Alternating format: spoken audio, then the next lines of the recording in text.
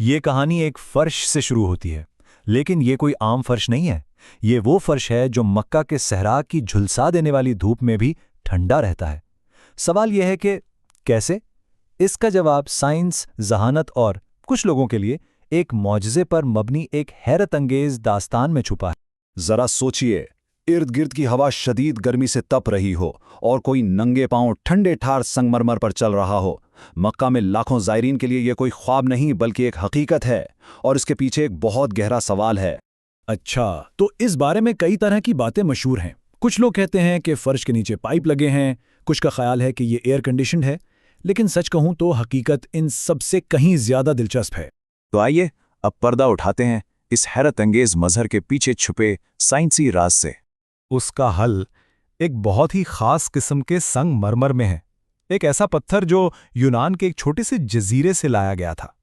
یہاں سائنس کام آتی ہے۔ ایک چیز ہوتی ہے جسے البیڈو ایفیکٹ کہتے ہیں۔ سادہ لفظوں میں تھازوسس سنگ مرمر کی بناوٹ ایک آئینے کی طرح کام کرتی ہے۔ یہ سورج کی زیادہ تر روشنی اور حرارت کو جذب کرنے کے بجائے واپس منعکس کر دیتی ہے۔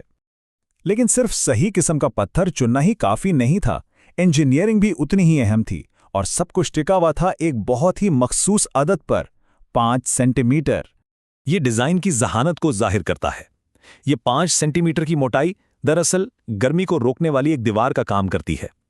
یہ حرارت کو نیچے زمین میں جانے سے روکتی ہے، جس سے اوپر کی سطح مسلسل ٹھنڈی رہتی ہے۔ تو اس سب کے پیچھے جو ذہین شخصیت تھی جس نے اس کی منصوبہ بندی کی اور اسے پایہ تکمیل تک پہنچایا، وہ تھے ڈاکٹر محمد کمال اسماعیل، 1908 میں پیدا ہونے والے ایک غیر معمولی باصلاحیت شخص۔ آئیے اب دیکھتے ہیں کہ ڈاکٹر اسماعیل نے مسجد الحرام کے لیے یہ شاندار مواد سب سے پہلے حاصل کیسے کیا۔ اس ٹائم لائن سے پتہ چلتا ہے کہ 1960 کی دہائی میں ڈاکٹر اسماعیل کو مسجد الحرام کی توسیع کا بہت بڑا منصوبہ سونپا گیا، اور اسی سلسلے میں 1970 کی دہائی میں وہ اس خاص پتھر کی تلاش میں یونان پہنچے، اور وہاں انہوں نے ایک غیر معمولی کام کیا۔ انہوں نے صرف تھوڑا بہت سنگ مرمر نہیں خریدا، بلکہ اس مخصوص کان سے نکلنے والے تھاسوس سنگ مرمر کا دنیا میں موجود کل ذخیرے کا ٹھیک آدھا حصہ خرید لیا۔ لیکن کہانی یہاں ختم نہیں ہوئی، بلکہ برسوں بعد ایک نئی درخواست نے اس ابتدائی کامیابی کی کہانی کو ایک مایوس کن تلاش میں بدل دیا۔ ہوا یہ کہ 15 سال گزر گئے اور اب سعودی حکومت نے ان سے کہا کہ مدینہ میں مسجد نبوی کے لیے بھی وہی ٹھنڈا سنگ مرمر استعمال کیا جائے۔ ڈاکٹر اسماعیل کے لیے یہ سننا بہت پریشان کن تھا، کیونکہ وہ جانتے تھے کہ یہ سنگ مرمر یونان کے صرف ایک چھوٹے سے علاقے میں پایا جاتا ہے، اور اس کا آدھا حصہ تو وہ پہلے ہی استعمال کر چکے تھے۔ تو وہ سیدھا اسی یونانی کمپنی کے پاس واپس گئے، لیکن ان کے خدشات درست ثابت ہوئے۔ کمپنی کے چیئرمین نے انہیں بتایا کہ باقی بچا ہوا سارا پتھر تو کئی سال پہلے ہی فروخت ہو چکا ہے۔ یہ سن کر انہیں ایسا لگا جیسے سب کچھ ختم ہو گیا ہو۔ وہ مکمل طور پر شکست خوردہ محسوس کر رہے تھے، اور یہ ماننے لگے تھے کہ یہ منصوبہ اب ناممکن ہو چکا ہے۔ لیکن ہار ماننے سے پہلے، یونان چھوڑنے سے ٹھیک پہلے، انہوں نے آخری کوشش کے طور پر کمپنی کی سیکریٹری سے التجا کی کہ وہ کسی طرح یہ پتہ لگا دے کہ آخر وہ خریدار تھا کون۔ اس کے بعد جو ہوا وہ واقعات کا ایک ایسا موڑ ہے جو تقریباً ناقابل یقین لگتا ہے، کسی معجزے سے کم نہیں۔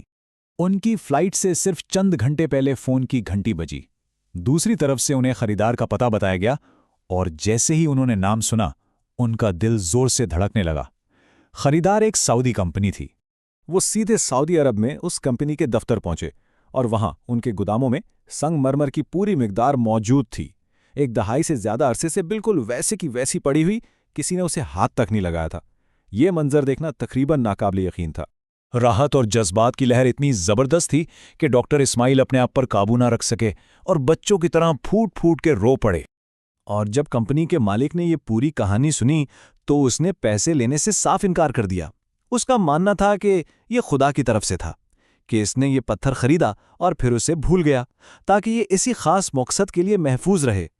آئیے واقعات کے اس غیر معمولی سلسلے پر غور کرتے ہوئے اس بات کو ختم کرتے ہیں۔